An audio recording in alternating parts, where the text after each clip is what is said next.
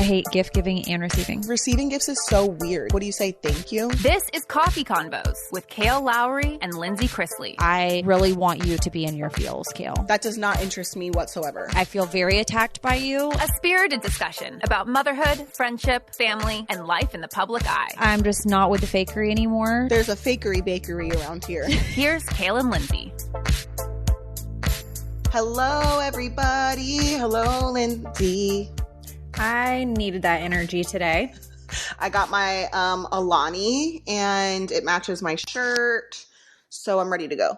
I already drank that one this morning. Do you like it? You did? I do love it. I've been on the peach thing. I also have a Prime right here next to me, so since I'm still recovering from the bug, I just want to make sure I'm hydrating the same, I don't want to go back to that place where I'm in a diaper and not trying to shit myself, so... Okay, so a couple things to all of those points. First of all, welcome to Coffee Convos podcast. Welcome. Secondly, I have the peach, not a super fan of it. Okay. Is it Breezeberry or the blueberry one, whichever one that is okay. My favorite. If anyone tries to argue and says that there is another Alani flavor that's better than that, you're immediately wrong. The other thing was I was tagged in something on Facebook about your whole house having the stomach bug and how there's this toilet that you can get for the car. Oh, yeah, I got it. Elisha got it for me. And somebody was like, Kail needs this for all of her pissing and shitting problems. So. Yeah. Well, thank God for Elijah because he's on it and he did get it for me. So I'm also going to call you out. Heard you were wearing a diaper. Yes. I was wearing a diaper. I'm not wearing one today. Today is officially day one with no diaper, and I'm feeling pretty good. I'm feeling good. Well, you look great today. I am not on camera again. I know. Today. What the fuck is up with that? I will be back on camera next week. I am just mentally not doing well, and I don't look well, and I look tired. I haven't slept in a couple of days. I just ate a half of a ChickfilA wrap because I just have not had an appetite for a few days. Okay. And that was the first thing that I had since, like 48 hours or so ago. Oh. But I did have an Alani this morning and got a Coke. But let me tell you something. I'm listening. I no longer can drink like a large ChickfilA Coke. And I am now convinced that the smaller ones, the flavor is better. I don't love Chick-fil-A Coke. I tried to get one last week or the week before. I forget when it was. Chick-fil-A Coke is not it for me. It doesn't have enough syrup in it. It's not the same as a McDonald's Coke. Well, McDonald's Coke is supreme, but Facts. When they stopped serving their large drinks in styrofoam cups, I kind of got away from it because it does not taste the same out of a plastic cup. No, it doesn't taste the same out of a plastic cup. Nothing tastes the same out of a plastic cup. No. And so I went back to Chick-fil-A, and it's funny because when I'll go through the Chick-fil-A drive-thru sometimes, I'll go through and just order a Coke, and multiple of their workers, this is how you know they're good Christian people, because multiple of them have said, you can just go to McDonald's and get a large drink for $1, right? Because it's like $2.21 or 12 cents. I'm dyslexic, so I don't know. But yeah, they always try to put me on to McDonald's so that I'm not spending that extra $1. And I so appreciate the people at Chick-fil-A for that. But there is a reason that I'm in that drive-thru. I don't know when McDonald's switched over to plastic cups, but it's definitely not my cup of tea. Okay, listen. The other day, it was late at night, and I was somewhere. I'm not going to tell you where I was, but it was late at night and I was coming home from that person's house and decided that I was going to peel through the McDonald's drive-thru to get a drink. And when I tell you McDonald's workers give absolutely zero fucks, like doesn't matter if there's a policy, they don't care about it. This person told me, hey, our line's really long and we're busy, so we're not taking any more orders. We're pissy? No, we're busy. Oh, I was like, we're pissy. That's new. We're busy and we're not taking any more orders. And I was like, sir, I'm just trying to get a Coke. Like, I'm not trying to get food or anything. Right. Yeah. But also, you're still like legally open. can they turn customers away for being busy? Like, I guess that's their prerogative, right? They were like, we're busy. We're busy. We're not taking orders anymore. We're busy. We're not recording podcasts anymore because we're busy. We're booked and we're fucking busy. What is happening? Okay. And I needed Go ahead. No. I got to tell you one thing because I will forget. Okay. Left my house this morning, and when I tell you I have not had sleep in days, I contemplated allowing Jackson to sleep in until like 9, mainly so that I could sleep in. And I was going to have him go to school late, but then mom brain kicked in and I was like, okay, I actually need to make him go to school because he has a math test this week and I can't really think about like what part of the day that is. So to avoid me thinking, I'm just going to get him up and like take him to school. So get him to school. And he tells me as we are in the carpool line to drop off, he goes, Mom, there's a potential I could be late. Oh, there's a potential. And I'm like, yeah, I know, but like we're doing our best. So we keep driving up. When I tell you, all the kids in his little section were going so fast into the school and my son was walking like he had nowhere to be. I literally rolled down the window and I was like, Jackson, and the principal looked, he looked, and I go, get to freaking class. He looks back, shrugs his shoulder, keeps walking, and I wonder why his morning work comes home halfway done most of the time. And I'm thinking it's because he is walking. He has like perfected this slow walk into the school. So he is not actually late by like the school standards, but he is taking his time to get to class. So then he's not getting enough, like all his time to do his morning work. Correct. That's exactly what is happening. And I told Will when I texted him this morning, I was like, you need to come home from this trip and get your son. Because like literally my nerves are so bad right now as is that I can't take it. But his slow walking ass walking into that school this morning really pissed me off. I mean, I'm not even kidding. And Will goes, when is he not the slowest person in the room? And if he's late, he's late. Nothing you can do about it. I said, well, tomorrow he gets breakfast on a timer and 3 minutes short of that because he took 3 minutes to walk from the car inside to the school. I mean, he has to use his brain power and his walking speed. He's saving it for something big. You know what I mean? So something is going to spark his interest and light a fire under his ass. And right now, school's just not that. School was not that today because when the child walked outside and let the garage door open this morning and realized that it was raining, he goes, just great. And I said, what? And he goes, just great. My teacher's already canceled recess. She saw this rain. She canceled it. I don't even want to go. Period. That's Lincoln. Lincoln is like, if we don't have recess, there's no point in going. I cannot. I cannot. Wait. Okay. So I need to ask you, when your kids get in trouble, they do something bad, like whether it be at school or at home, what do you do to discipline? It depends on, because the punishment has to fit the crime. So I feel like it just really depends which child it is, because they all get disciplined a little bit differently. Let me think. So, I mean, Isaac's gotten his phone taken away. He's had his phone taken away. He's had his PlayStation taken away. He's had, but this past year, he's been doing really great. So Isaac also, I had to sit him down and get a tutor because he was letting his grades slack. Not his grades, his English stuff. And I basically had to sit there and babysit him for all of his work. And instead of being like giving him the power to get his work done, I had to sit over his shoulder while he completed his work. So things like that. I'm trying to think. I can't think of anything off the top of my head, but when I think of it, I will get to you on that. Okay, so when Jackson got in trouble at school this past week, I got a gallon Ziploc bag and I made him bring down his PlayStation controllers. Okay. His phone. Yep, we've done his that. Nintendo Switch, his laptop. Yep.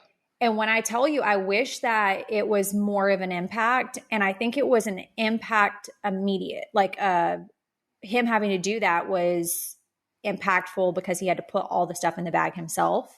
And he realized he wasn't going to play it. But once it was down here, it's like he never skipped a beat. Like he just picked up the ball in his room, started playing. I mean, I can't take everything away. So I'm like, you can do arts and crafts. Like, I don't care if you still shoot on your hoop in your room, but no technology. Okay. Yep. We've done that. I've done that for all my kids. Like, you're not on the game. You're not on.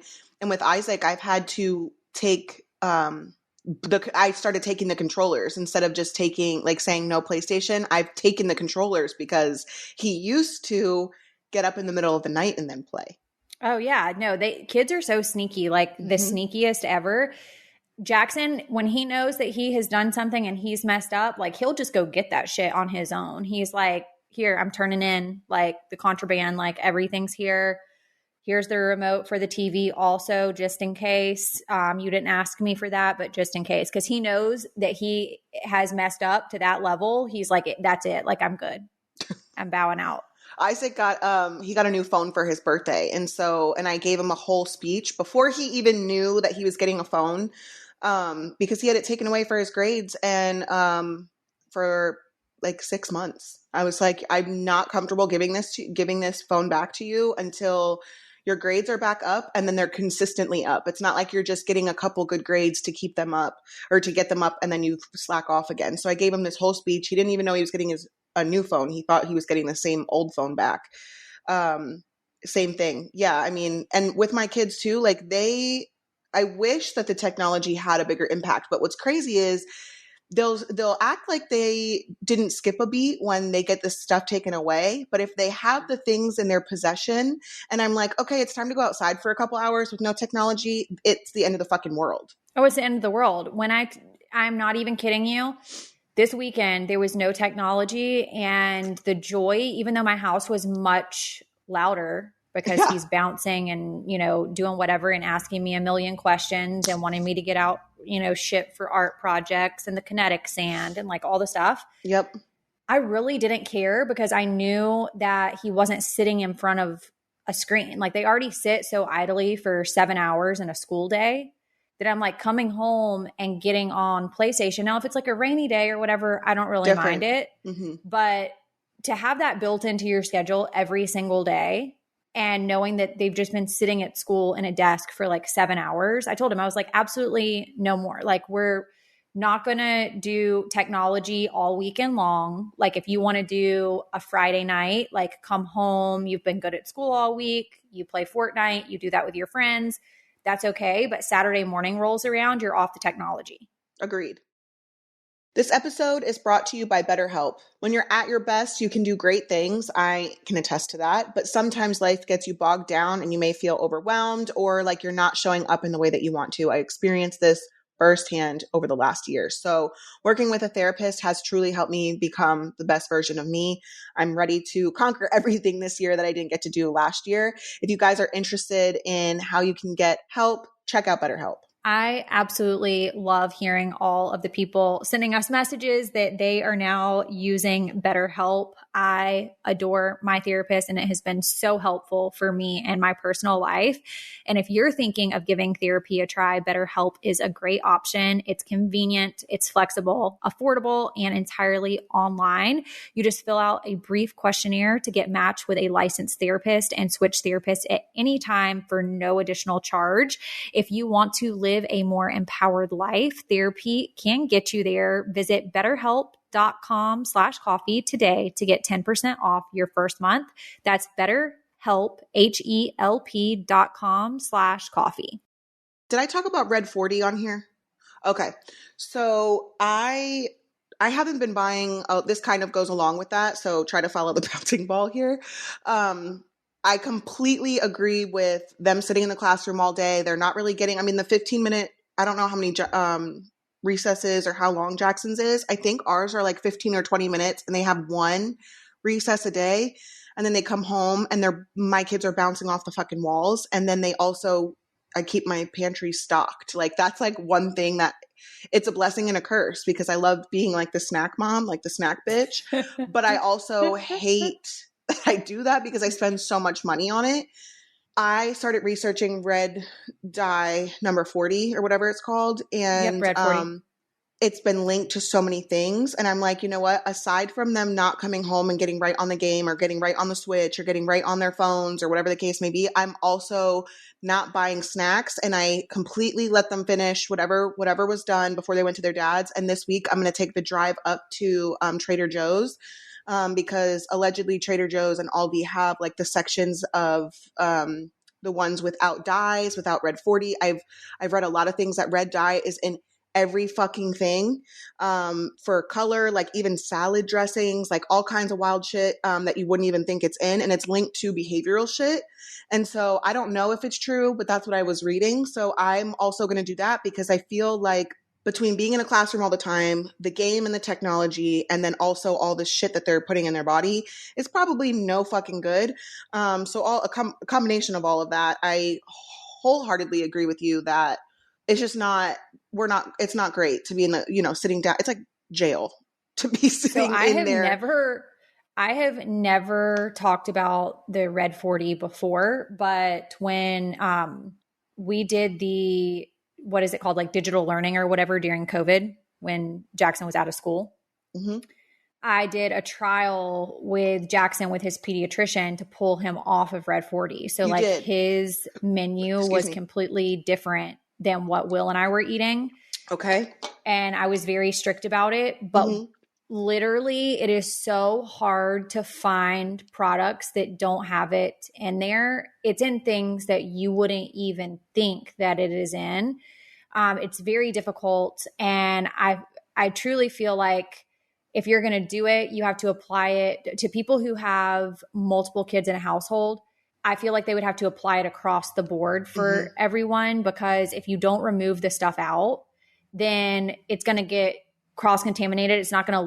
You're not even going to realize that they're having something that has the dye in it. And it has to be they have to be completely free of it. So, okay. So you can't just like remove a little bit of it. It has to be completely removed. So I was told like a completely red 40 dye free diet. And the reason that we even did this in the first place was because I was totally against ADHD medication, like totally against it for Jackson. It took me forever to accept the fact that I was ADHD and needed to be medicated for it. So I was very much against putting him on there. All the reports that I had read about it stunting growth and, really? All of these things. I didn't know that. I didn't know it stunted growth too. I thought it was like all a behavioral stuff, like things. So it's like nuts. So I opted to do this like trial thing to do an elimination diet and essentially eliminate the red 40. Okay. And we didn't see a significant difference that would have been enough to justify, but we did see some difference. Oh, okay. Okay. And do you mind me asking how long you guys did it for? Well, so he was digital learning from August to the end of October. So that whole time. August, September. Okay. So like 3 months. And it was easier for me to do it. I took advantage to do that trial during that time because I had him at home. So it wasn't like he was going to school and having school lunch or possibly like a snack from, someone else or whatever. So it was easy for me to kind of control that in-house. I knew exactly what he was eating for all meals. But I would recommend if you have any, concerned with your child's behavior and you believe that they do have a behavioral issue, there is a link with the red 40 and behavioral issues in children. Will you send that to me whenever you have time? It's not so much that they have behavioral issues as it is more like bouncing off the walls when they come home from school, and then the crashing because their diets they're not super great. I know, the food at school is not super great. Luck started recently asking for me to pack his lunches so he doesn't have to buy it. And just, I don't know, like just when you know better, you do better kind of thing. And so I just want to see if it would help. I would say try everything from a natural approach first. That's always been my approach. Try the natural approach first, and then in the event that doesn't work, then you can explore other options. I was that way with myself.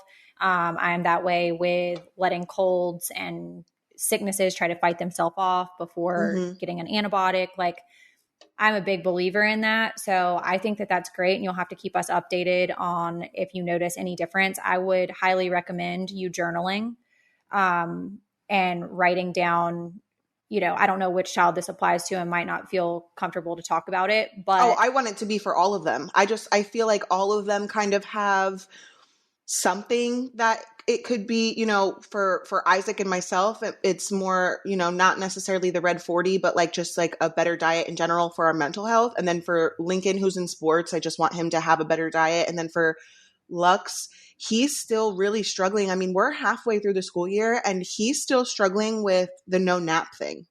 That's been so hard. And so then his behavior is, I don't want to say compromised, but maybe that is a good word for it. So when he's coming home from school and just the emotions and the just he's overtired. Yeah, and just like overstimulated and all of these things. And so I just feel like maybe the red 40 is possibly contributing to that. So yeah, I mean, some of it might not help, but maybe it could help. I don't know. And then Creed, he's just young enough that I feel like it would be beneficial if it does in fact work for us, or I do see a change in Lux, it could work for Creed. I don't know.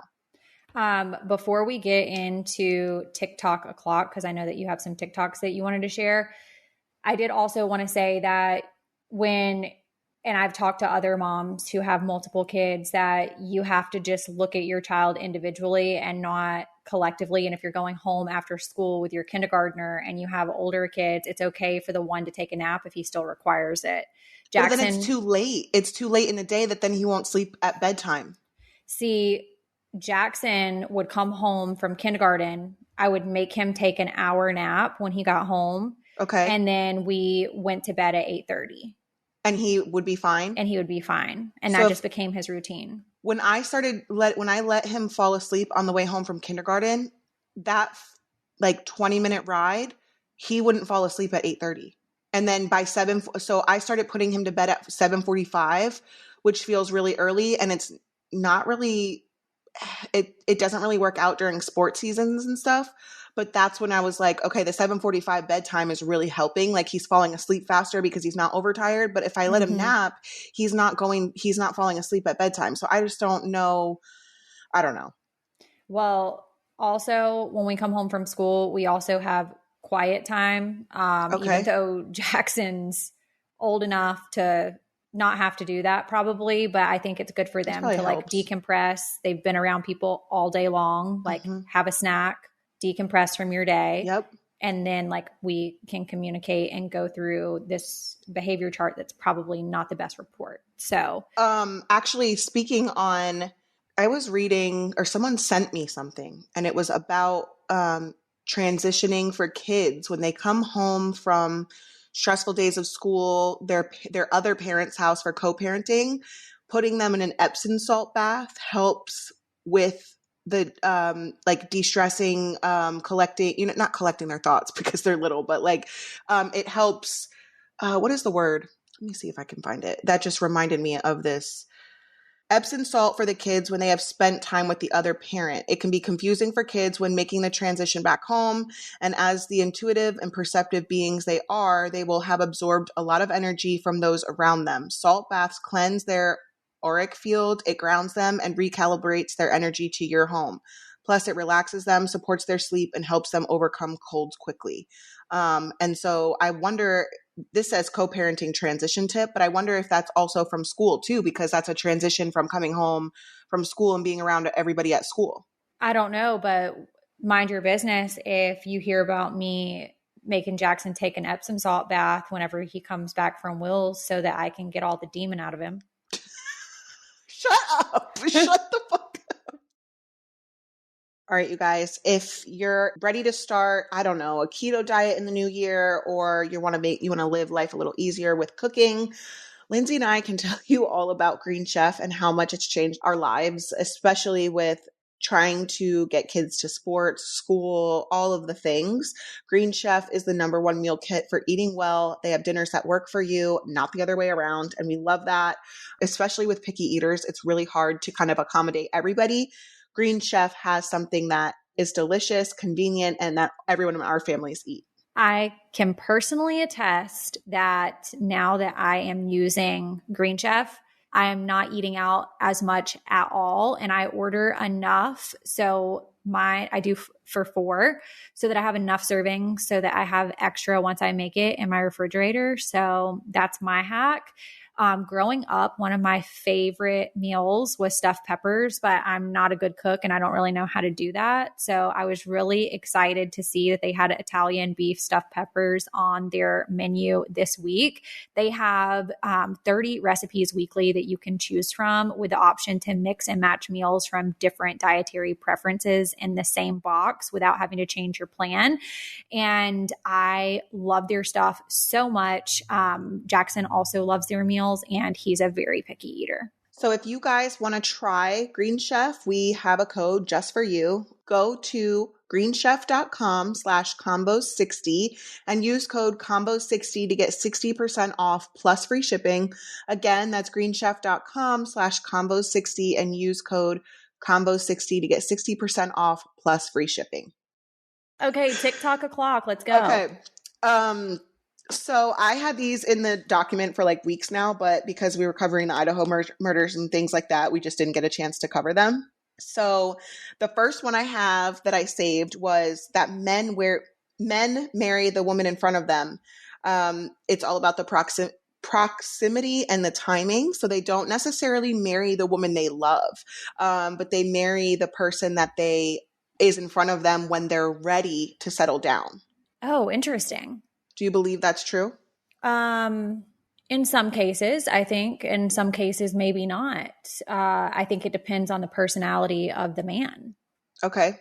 I think that you've got some men that are out there that, they have these aspirations to have a woman that, they have this checklist of things. And even if he's ready and they don't qualify to that checklist, then he's going to move on. And then I think there's some men, actually, I know of two people in both of these scenarios.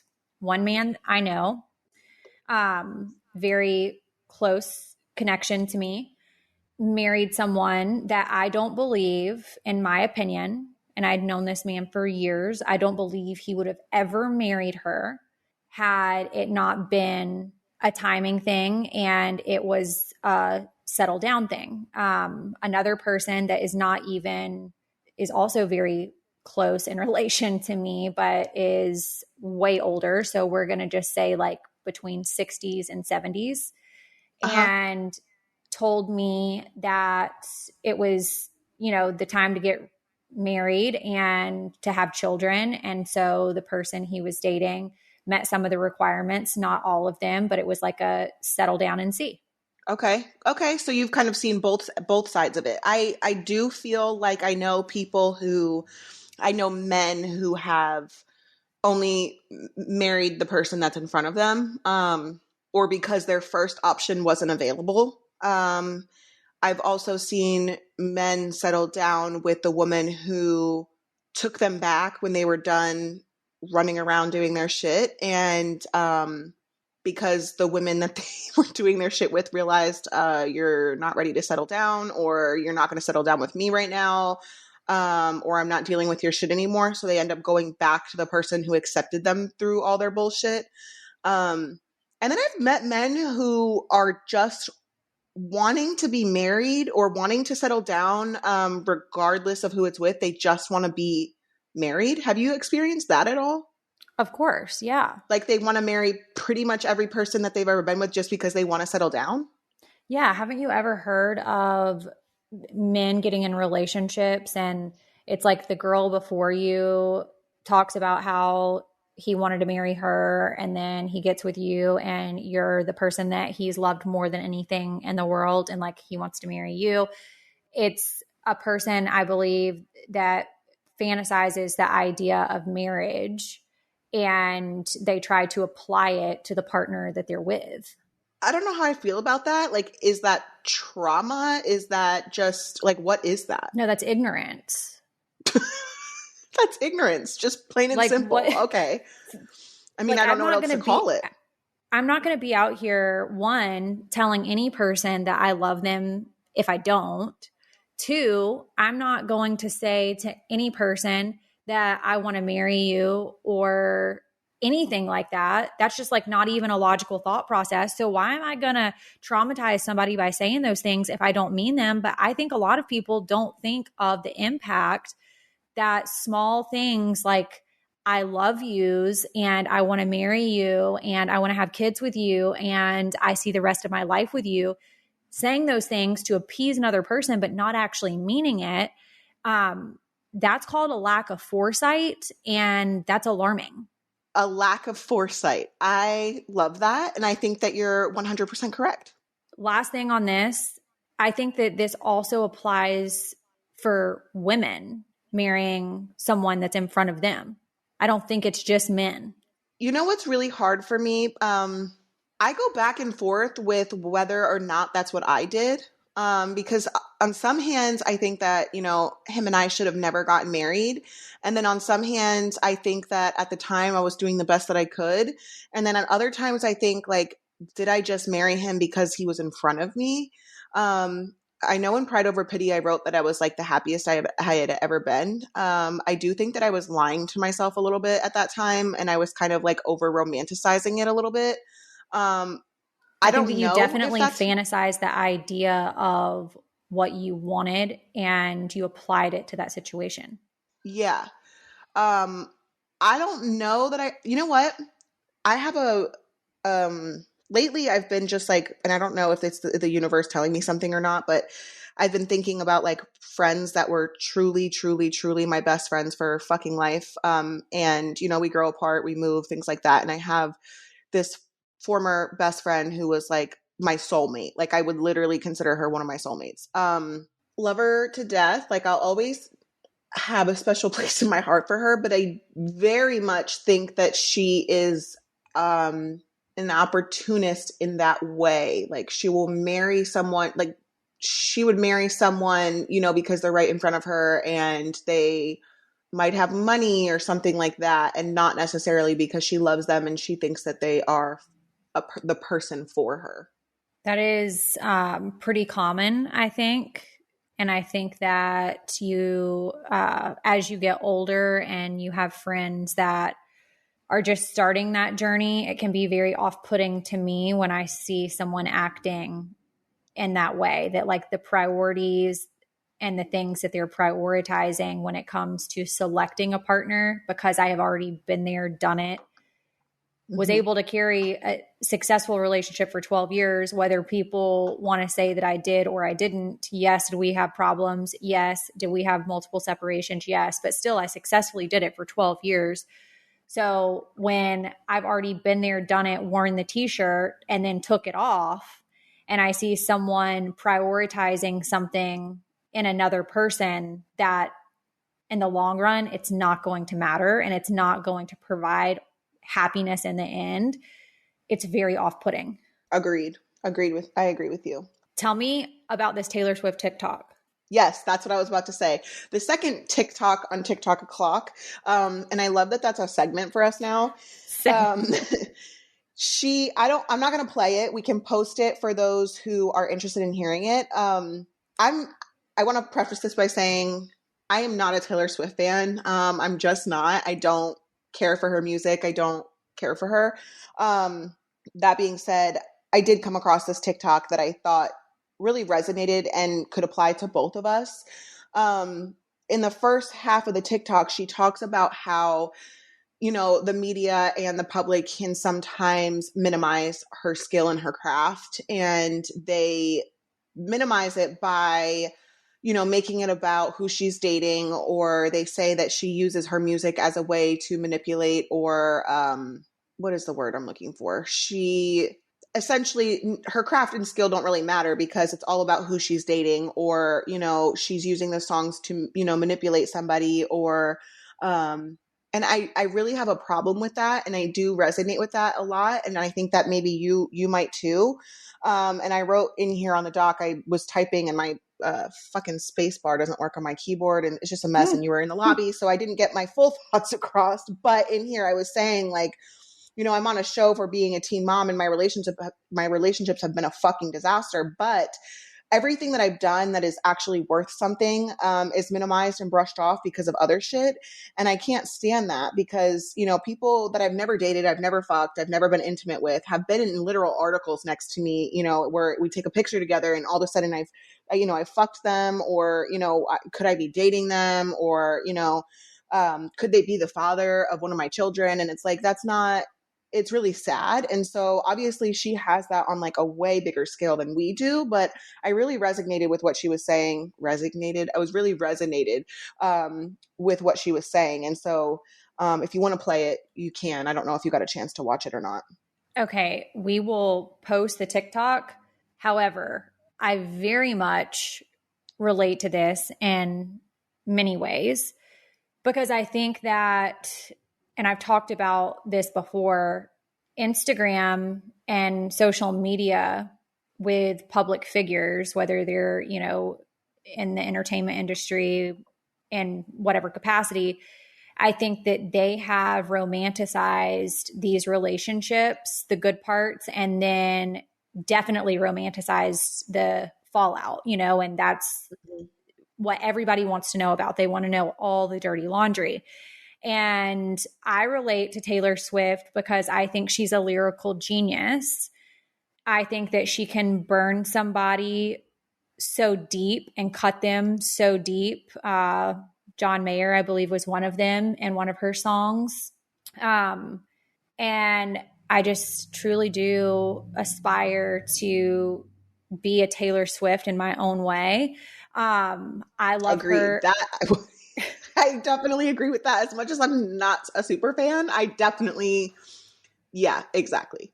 I love her. I love her music, Love Story and Back to December, two of my favorites, Red.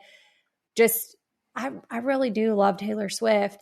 But I will say that I think that a lot of times women that are in the media and the press writes about them, they want to write about the downfall, not about the good stuff.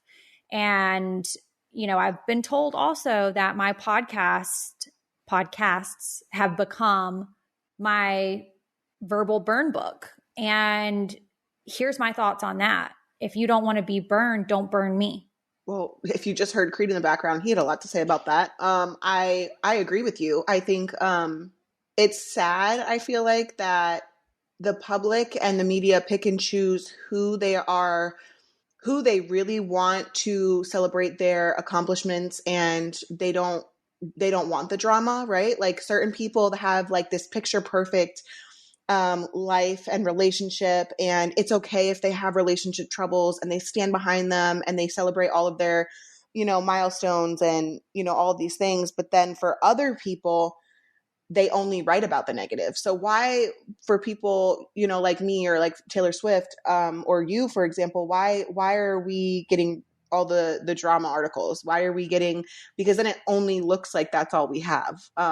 Well, because I think that there's a difference in the level of transparency with people. So I think the people out here who are being put on this pedestal, it's because there is a lack of truthfulness that they are displaying, that they're only displaying the highlight reel. And when you have someone who's coming from a show like Teen Mom, and essentially the good, the bad, the ugly, and even the uglier is all displayed on that platform, and you've kind of been like scarlet letter with that on your back, now that's just become a part of who you are. And then you have multiple podcasts that you share different aspects of your life on a weekly basis. And I know that you share the same opinion as me, where I might not talk about something immediately when it happens because I need to take time to process whatever it is that's going on before I give my thoughts on it, because frankly, I might not know what my thoughts are immediately. I'm still transparent and sharing my life with everyone else. And I think that the people that are not getting written about in that way, it's because there is a lack of transparency. Right. Okay. That makes sense. I mean, I'm just thinking, out of all the reality stars that we've been on reality TV, you and I, and I feel like we have had some successes. We've had some projects that we work on, including our podcast. It's almost like we have created a very successful platform to engage, but I don't think that the true success of our podcast has ever truly been talked about. It's also never really talked about in the media or anything that we have degrees. Like I don't know a lot of reality people that have degrees. I would love to be featured in articles like that have, we're listed with other reality people who have degrees, who have successful businesses, who have, you know what I mean? Like, we might not be on TV anymore, but we're still doing big things. Why are articles only being written about our failed relationships? Well, that gets into another slippery slope that we could honestly carry this into next week, which probably should. But the common question that I get asked, so like, what do you do for a job? Oh, I hate that. I hate being asked that. I hate talking about what I do for a living. Like, well, quite frankly, I'm sitting here fucking entertaining you. So From curling and straightening to hairspray to over bleaching, I have done some serious damage to my hair. It is no secret. You guys have seen my journey of hair. Even if I haven't pointed it out myself, I have Instagram. You've seen the journey. But Vegamore has transformed my hair. They have a holistic approach to hair health. They use smart botanicals that promote visibly thicker, fuller, longer looking hair. And I am on a growth journey this year, not with just like my life, but with my hair as well. All of their products are cruelty-free and never contain parabens or hormones, and we love that. I absolutely love Vegamore products. You guys know that I just recently took my extensions out so I could get all the TLC that I truly need. I am trying to get healthy, beautiful hair without the use of harmful chemicals and have been using Vegamore for a long period of time. Their products are cruelty-free, never contain parabens or hormones. Anybody who is looking to improve their hair health, they have the best shampoo. It's called the GRO Revitalizing Shampoo and Conditioner Kit. It works very well together to give you visibly thicker hair, and it's going to improve your hair from the roots. You just like massage it in the same way you would shampoo any other shampoo, and 60 seconds, follow up with a conditioner. It's as simple as that. And it has become my go-to shampoo and conditioner. Game changer for overall hair health. And there is no risk when you try it because they have a 90-day money-back guarantee with 91% of customers saying they saw visibly thicker hair with Vegamore in just 3 months. You're not going to want to run out. Don't let the damage of the past hold your hair back. See your hair's full potential with Vegamore. Go to vegamore.com/coffeecombos and use code coffeecombos to save 20% on your first order. That's vegamor.com/coffeecombos, code coffeecombos to save 20% at vegamore.com/coffeecombos. Speaking of entertainment, I watched TV this weekend. My entire weekend was consumed with all of the updates on the Idaho murder case, which is just so much. There's so many details, so much being said. There was 2 specials. I watched both of them, the 2020 special, and then there was a special on Dateline. I wanted to ask you this. Are you more of a fan of 2020 or Dateline? Ooh, yikes. This is tough because I love Dateline so much, but I also love 2020. I'm going Dateline, and the reason I feel why like Dateline. Go ahead. I feel like it's more crimey than or yeah, I was going to say it's more dramatic. It's like more of a dramatic. What is the word? Like spin. Like there's a more dramatized spin. Effect. Yes, spin. Yes. Than 2020. And I much preferred, if you guys have not watched the 2020 or Dateline special on the Idaho 4, I would highly recommend Dateline. However, I've had a couple of girlfriends posting that they love the 2020. So I just didn't. There was not any information in the 2020 special that I didn't already know. There were some things in the Dateline special that I didn't know. Yeah, I didn't see them, but I would guess that that's accurate. I'm going to pick up where I left off. The search warrant findings of Koberger's apartment in Pullman, Washington are going to be sealed until March 1st, 2023. According to court documents, releasing the search warrant would create serious and imminent threats to law enforcement and could prematurely end the investigation, which would cause a threat to public safety. In my opinion, I believe that this would be pretty standard procedure in a high-profile case like this. Potentially, if details were leaked, it could lead to a mistrial. Potentially, if they found something that indicated that Koberger was involved in other crimes. And also there is the potential of what if they found something that indicated that someone else was involved. The estimation show the investigation will be concluded within 2 months. That does not include the trial. I found some posts, and these were allegedly posts made by Bryan Kohberger dating back to 2010 and 2011, and it gives you a glimpse kind of into his behaviors and state of mind even 10 years ago. I'm going to post these for you guys for you to be able to read them. But one of them says, I always feel as if I'm not there, completely depersonalized. Mentally, I experience fog, lack of comprehension at some times, feel like my life is a movie, depersonalization, depression, no interest in activity, constant thought of suicide, crazy thoughts, delusions, anxiety, poor self-image, poor social skills, no emotion. I feel like nothing has a point to it. When I get home, I am mean to my family. This started when VS did. I feel no emotion, and along with depersonalization, I can say and do whatever I want with little remorse. Everyone hates me. I'm pretty much an asshole. So all of them essentially are like that. And then in one of them, he talks about his brain chemistry and how he feels disconnected from reality and like he lives in his own personal reality. And it seems as if his brain chemistry was altered from this. So we can all attempt to try to make sense of this stuff, try to understand it, but simply it's just not logical. To me, it seems like if he was trying to rationalize things that were going on in his brain. We had discussed his weird tendency with needing clean pots and pans that had never touched meat before. I personally believe that him becoming vegan, which nothing is wrong with being vegan, but it was just a very odd thing to me from the beginning, was to rid himself of the toxins that he thought could have been causing the disconnect in his brain chemistry. The vegan lifestyle was taken so far to an OCD level. And I do think that he believed that if he went through these great lengths, that it would keep him sane.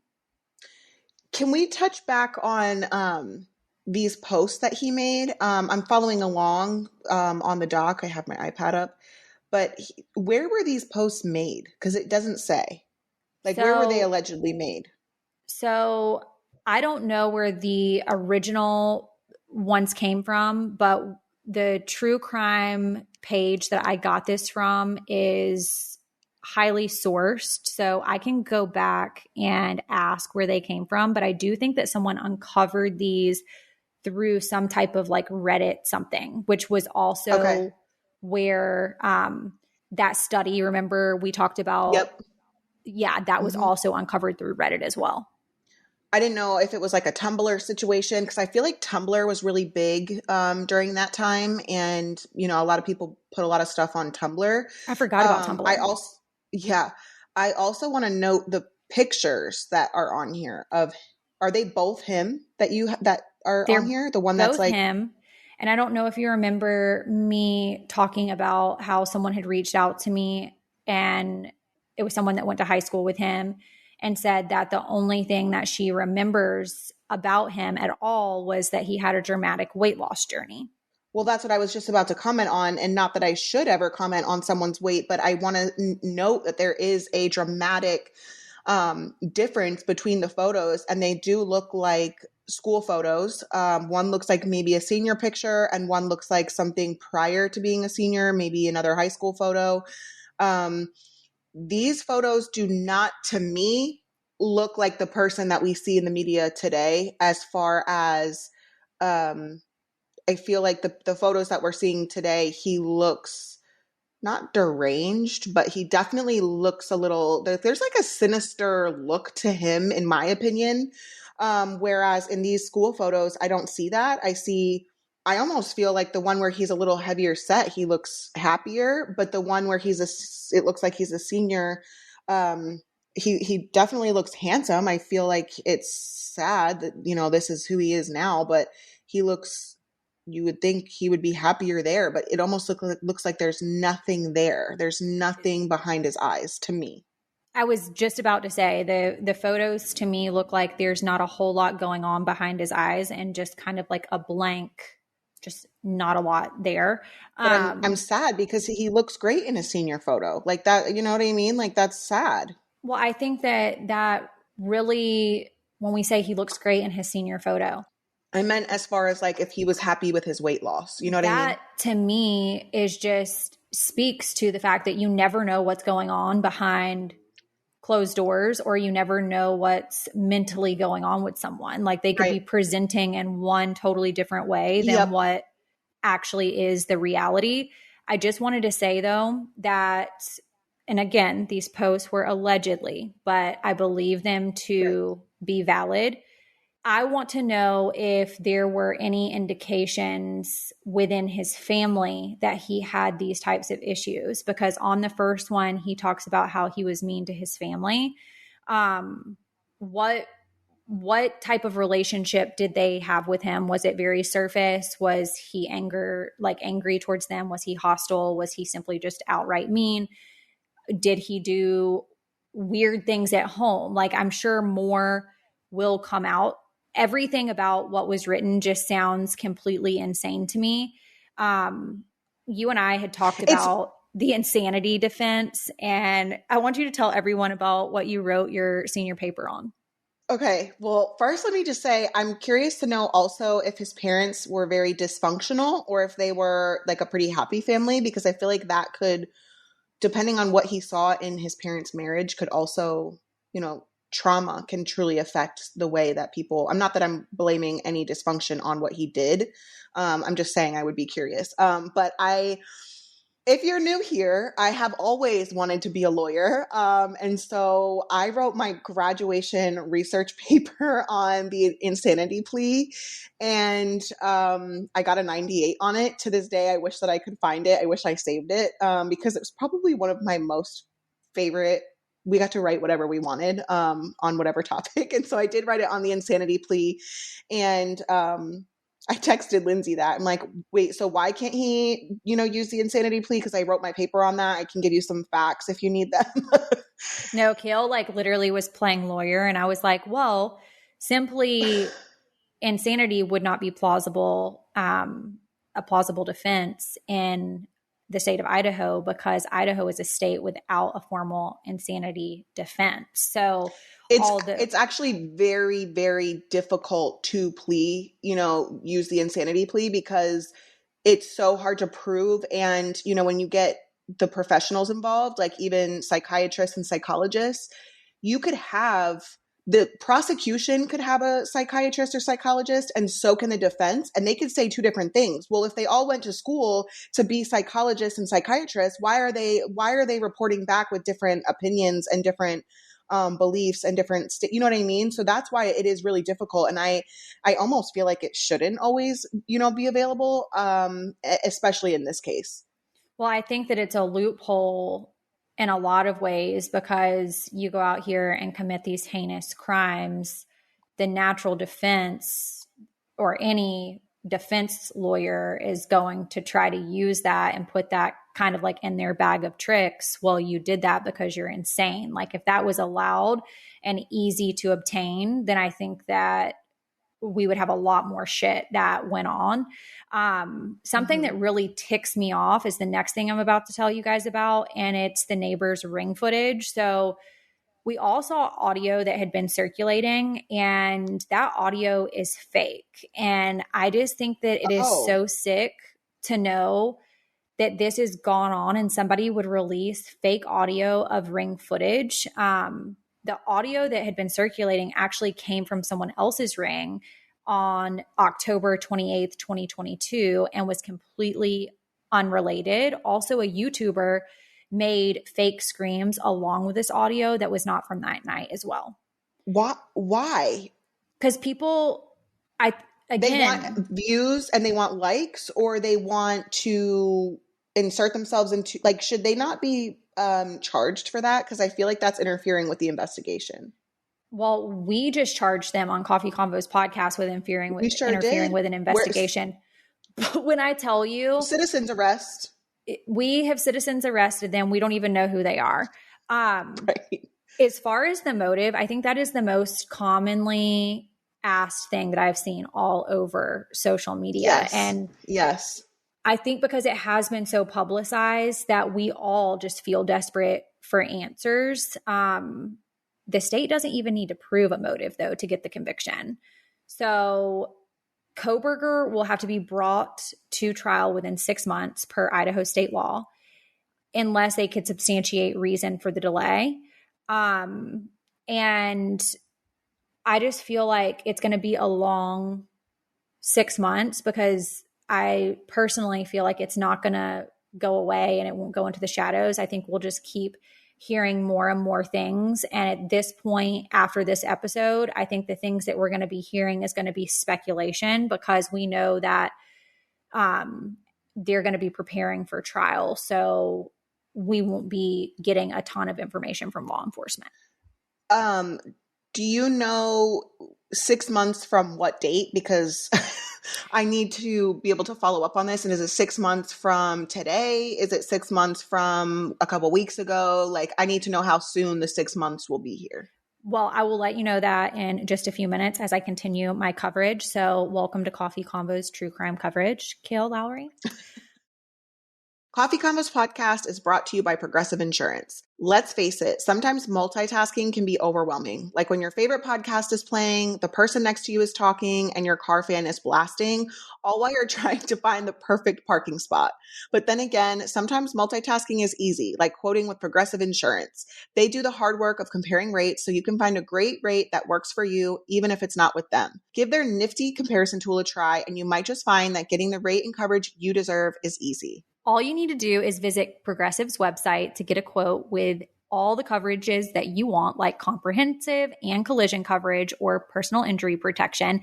And then you'll see Progressive's direct rate. And their tool will provide options from other companies all lined up and ready to compare. So it's simple to choose the rate and coverages you like. Press play on comparing auto rates. Quote at progressive.com to join the over 29 million drivers who trust Progressive. Progressive Casualty Insurance Company and affiliates. Comparison rates not available in all states or situations. Prices vary based on how you buy. If you guys like to save money, we have a new favorite way to save. That's Upside. It's an incredible app. It's for anyone who buys gas, groceries, or dines out.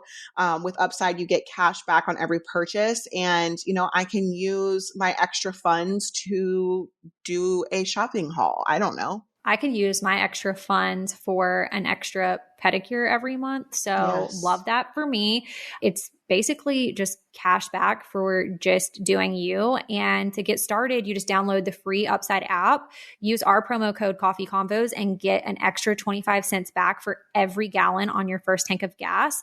Next, you're simply just going to claim your offer for whatever you're buying on Upside and then pay as usual with a credit or debit card, and then follow the steps in the app and get paid. In comparison to credit card rewards or loyalty programs, you can earn 3 times more cash back with Upside, and Upside does not sell your personal information to third parties. Upside users are earning hundreds of dollars a year, and that's probably why they have a 4.8 star rating on the App Store. So download the free Upside app and use promo code Coffee Convos to get an extra 25 cents back for every gallon on your first tank of gas. That's an extra 25 cents back for every gallon on your first tank of gas using promo code Coffee Convos. The 911 call that we all have been wondering about. Rumors are that it could be released this week. And I do think that if they release the 911 call, I hate when stuff like this is released to the media, only because my family has experienced a 911 call released due to suicide. An attempted suicide. And I just think that it's just not something that should be given to the general public. However, when this is playing out as publicly as it has played out, I think that we all just want to hear everything. I think it would give us a much better picture of what happened that night or morning. 911 calls are public record, and state law determines what information of that 911 call will be released and when. So in my opinion, once we find out exactly what was reported, we're going to start being able to put pieces of the puzzle better together. I do see Kohberger potentially taking a plea deal if one's offered. So this would mean that he would plead guilty in exchange for life in prison. If he takes it to trial and takes his chances and the evidence is strong, which I personally believe it is, there's a huge possibility he will get the death penalty. It's possible that the DA might not want to offer a deal at all, and I could also see that happening.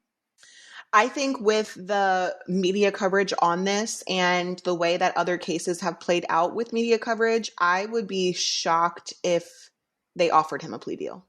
I think that this is all going to come full circle and there's not going to be a plea deal necessary. I think, and because whether he admits guilt or not, he's staying in prison. I agree with what you're saying, but also we have to consider that it costs a lot of money to go to trial. So if they could potentially get a plea, would probably piss a lot of people off.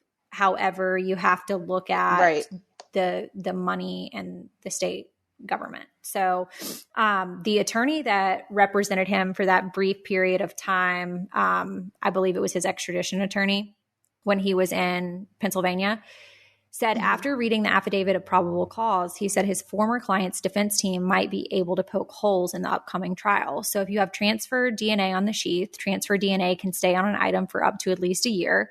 If no one else touches it, or if it's unblemished or something like that, LeVar explained. So, I mean, that doesn't place him at the scene on the day of the crime. He also said that the cell phone pings aren't enough to catch a potential killer. It's certainly suspicious that he turns his cell phone off, but cell phone tower pings are unreliable at best. If it pings off a tower, you are talking about the individuals within 20-mile radius of that tower. As far as I know, as a crow flies, Moscow and Pullman are 8 miles apart, so he could have left his phone, theoretically, back at his apartment the entire time with it off, and they wouldn't have ever had him. But the cell phone stuff is circumstantial, no? I have no idea. I don't know. Okay. I am a little bit worried based off of the evidence, and it makes me worry knowing Kohberger's knowledge. You know, I don't believe he would have ever left the knife sheath there. That's just like not logical to me. But at the same time, if he is sinister and he knows about, DNA, and he knows about like what can get him in trouble and what can't, and what, they can try him on, and if it's going to stand, we don't know how smart this guy is. All we know is experts say that they believe that he thinks he's way smarter than what he actually is. And so far, that's kind of the vibe I get too. He thinks he's a lot smarter than he actually is. Because, I mean, some of these things that the knife sheath, the bloody footprint, or not the bloody footprint, the regular one footprint, the cell phone, like turning the cell phone off, I feel like was almost dumb, because why not just leave it on and leave it at home? Very true. I mean, that's there's just all so valid. many things that I feel like are almost like, for a lack of better terms, like rookie mistakes. Like, do you not watch fucking CSI? Do you not watch Criminal Minds? Like, you think you know it all. He is the classic case of like a know-it-all. So at least that's what it comes off as to me. I'm going to run through the next little segment of things like rather quickly. Okay. Regarding the sheath, let's say he left it behind by accident, right? He had 6 weeks to come up with an explanation as to how and why he did that. I keep personally asking myself, who carries a sheath to a crime scene anyway? I just think that that's kind of reckless. You don't know what's going to happen. Mistake. Just dumb. why would any innocent person wear surgical gloves and conceal his trash in the neighbor's trash if he in fact was innocent? Again, Rick, like these are all, I feel like to us, no fucking brainers. Like if you're actively planning a murder to this extent, like you didn't think about these little things. Like you didn't, what the fuck? There was only one shoe print found, which I'm worried about this. So it could not have been very visible because they didn't find it until the second time around. So do we think that someone cleaned up? This was blood tested and discovered with amido black. Amido black is useful for enhancing latent print contaminated with blood, but it will not successfully develop a normal perspiration-based paint. The affidavit suggests that he didn't only murder 4 people in 15 to 16 minutes, but he also cleaned up the floors inside the house. Like, how would he have how would that have been logical for him to be able to clean up the floors? How was there only one shoe print? The amount of blood that was most likely at the scene from stab wounds and then someone cleaned up. That's what makes me. I don't want to listen. I don't want to. I really don't want to say this, but I'm going to say it. I already know what you're going to say. This is what makes me think that one or both of the roommates that were surviving helped clean up and didn't call 911 until 8 hours later, because I have gotten like a little cut from shaving my legs and I've trailed blood through my house. You know what I mean?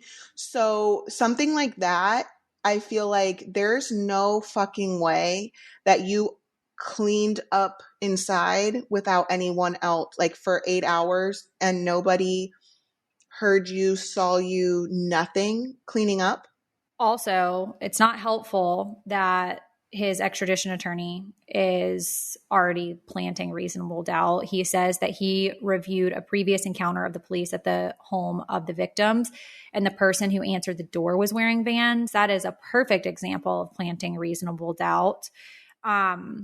Wait, what do you mean? So I'm reading that, I'm following along, but I'm not understanding. So, okay, hold on.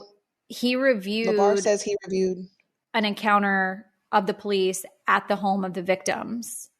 And the person who answered the door was wearing Vans. And the Vans is the footprint that was found outside? No, the Vans is the footprint that was found in the house that they claim was Kohberger. Got it. Okay. Got it. I mean, everyone and their mother wears Vans, so I don't know about that. Back to the phone thing. If Kohberger understood how police could track his data, even like to turn the phone off during the crime, like you said, why wouldn't he have just left it at home? So I think that speaks to what you're saying, that maybe he has in his mind made himself believe that he could do these heinous things and get away with it because he's so smart. Right. Mm-hmm. Police source states, and I don't know what police said this, but he said that he seemed really nervous and he was narrating to himself everything that was happening. At one point, he was saying to himself, I'm fine, it's okay. It was almost like he was reassuring himself that the whole thing wasn't awful. And that was during his transport during the extradition.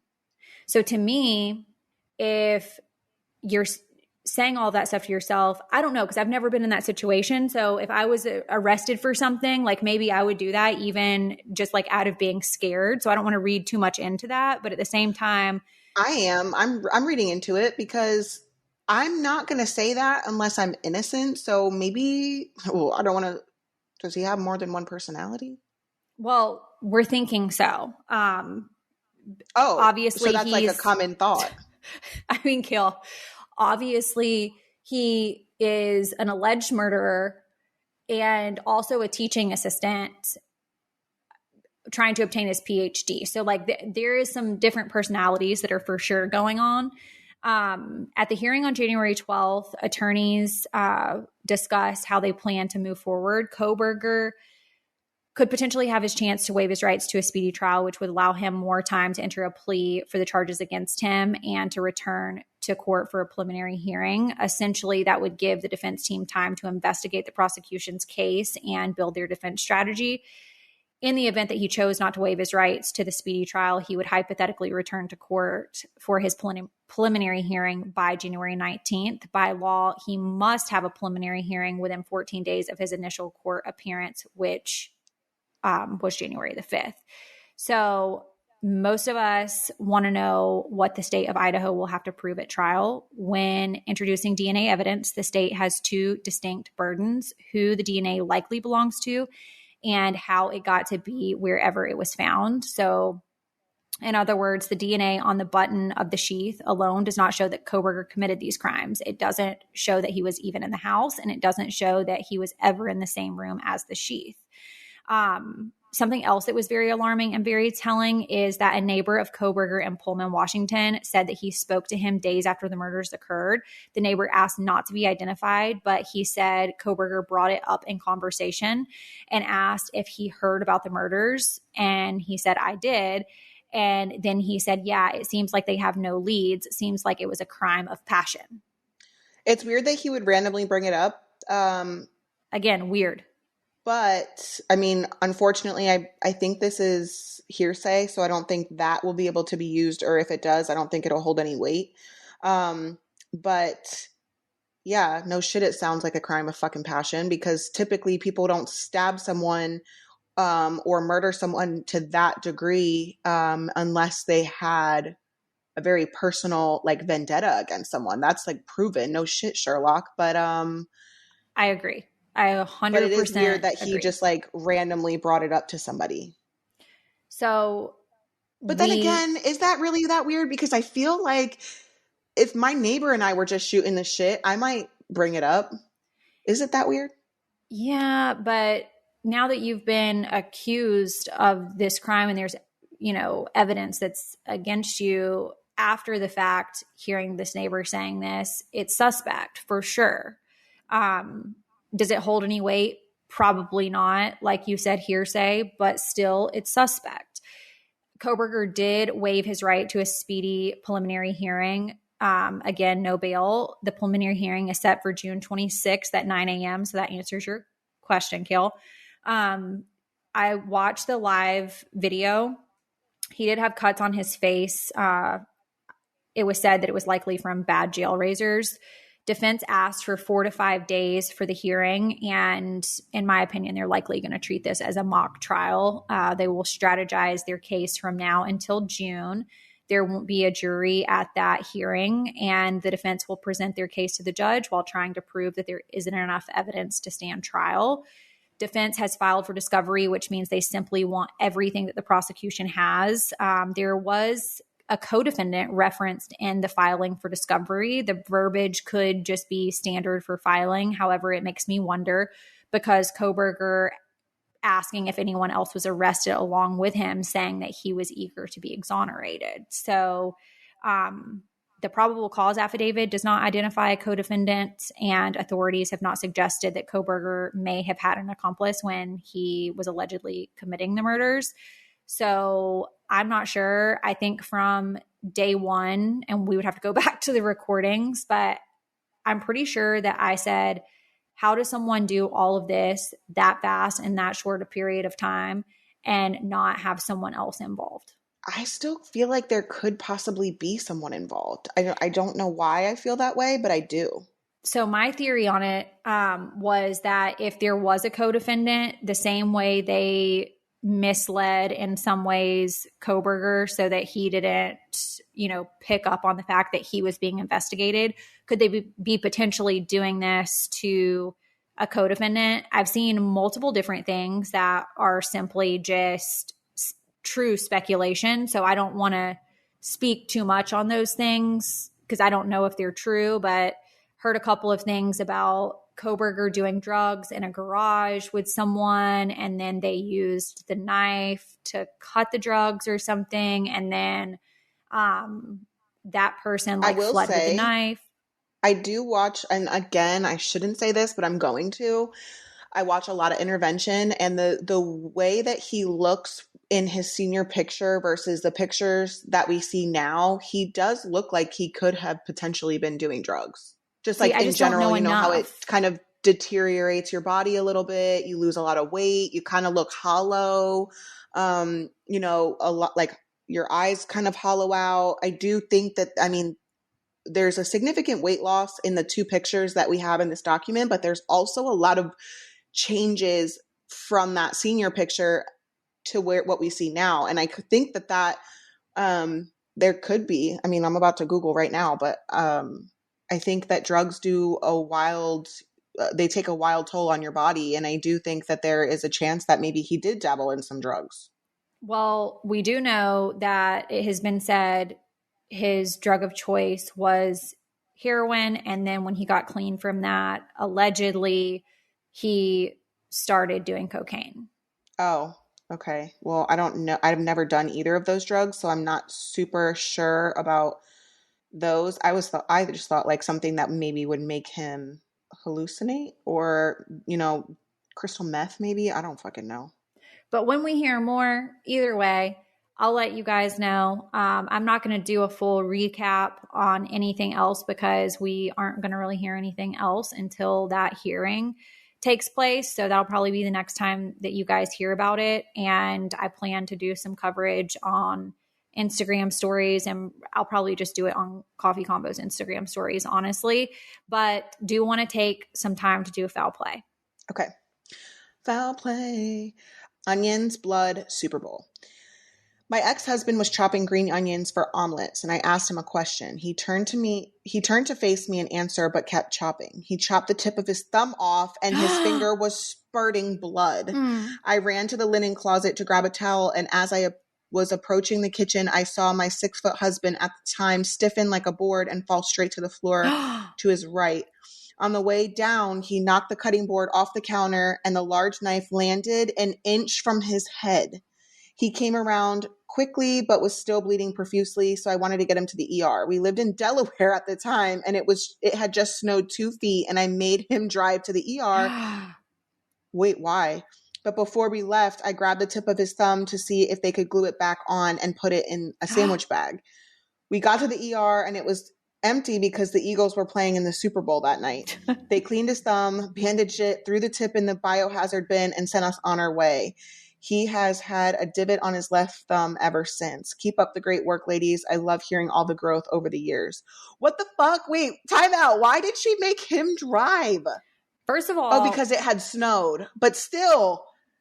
First of all, this reminds me of one time that Will was making, remember like those water tables when they became like super popular for kids? Like for kids? Yeah. So Will was crafting one of these water tables outside our house, and I was sitting inside doing arts and crafts too at my kitchen table, and looked out the window, and all of a sudden just blood went all over the window. And I was like, the fuck is happening out there? Like literally not okay. But he's so haphazard that he just like gets hurt all the time, like no matter what he's doing. And it would just truly piss me off because I'm like, I told him about that knife so many times and told him it's literally going to cut someone's hand off. Like it's going to kill somebody. That knife is like very dangerous. Please don't use it. Uses it anyways. Blood goes everywhere. I want to say that when you cut like your fingers, even when I cut like my leg, like my knees or something, whenever I'm shaving, it makes a lot of blood. So I can't imagine how much blood would be if you like cut the tip of your thumb off. Oh, you can't? Because Elijah did, and I can send you a picture of it right now. Okay, well, he also has a divot. He did this 2 weeks ago, and it's disgusting. Oh, well, it pissed me off, and I told Will, I was like, you need to go to the urgent care, but like I'm specifically not getting Jackson up to take you to urgent care. There's got to be— I love that you call it the urgent care. There's got to be other wives, girlfriends, ex-wives on here that has truly dealt with an idiot that gets hurt all the time, like no matter what they're doing. And it just pisses you off to no end because it's like, you know that you are susceptible to being in harm's way. So like, why not be more cautious? Listen, when you see this picture, I want you to react to it really quick because you're going to throw up, and I want you to react. This is Elijah's. Okay. It's in the Coffee Combos podcast group so that Kristen can see it too. Kail, How did that happen? I wish I knew. That's how he came home from work. Did he not think to like go anywhere before he came home? Do you see his other finger duct taped and taped with a paper towel behind it? Yeah. What's that? Yeah, that's what he cut his other finger too. Okay. Disgusting. Well, I'm glad that that's not his fingering finger. Okay. Do the other foul play about the wet dream. Okay. Please keep me anonymous. So I had a wet dream, not the good kind. I literally dreamt that I was peeing in a toilet and ended up peeing in the bed. That's happened to a lot of people, actually. Mm-hmm. It happened around 5:30 a.m. My husband usually jacuzzis when he wakes up before work at 5 a.m., so I assumed he was in the jacuzzi. So I quickly ripped off my pajamas, gathered the sheets, and went to the laundry room, hoping to get away with this without him knowing. To get to the laundry room, I have to walk past my husband's office as he works from home. The lights in his office were off, but I noticed something lit up, so I peeked in and caught him jacking off to porn. He didn't expect me to be awake, and I didn't expect to have him... he didn't expect me to be awake, and I didn't expect to have to spill the beans about wetting our bed. It makes me so uncomfortable the times I've walked in on him jacking off, so needless to say, due to my discomfort and embarrassment, I avoided him all day, and we barely spoke. Okay. I have a couple of thoughts on this. First of all, we need to normalize not giving a fuck what our husbands think, like the one that I don't have, but like whatever, our partner. We need to normalize that because guess what? Accidents happen and piss happens and shit happens. So first of all, I smelled my own armpit in front of Elijah yesterday to make sure I didn't stink. So, and he was like, he looked at me and he was, did you just smell your armpit? I said, yeah.